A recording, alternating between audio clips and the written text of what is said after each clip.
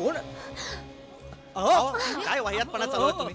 कोण आहात तुम्ही? कोण आहात? ए शुभा, हे काय विचारताय? मी नवरा आहे, हिचा नवरा. अच्छा, अगं भाऊ आहे, आशीर्वाद द्यायला आलाय.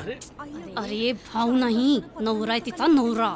कंप्लीट स्टोरी सांगितली आहे मेल्याने. नवरा आहे? मग मी कोण आहे? काय हो, काय चाललंय? नरेंद्रराव हे बघा, ते लहान होते, अल्लड वयातला मूर्खपणा होता तो, त्याला लग्न म्हणतात का? म्हणजे लहानपणी लग्न होता ती लग्न नाही? माझंही लग्न लहानपणी झालंय म्हटलं.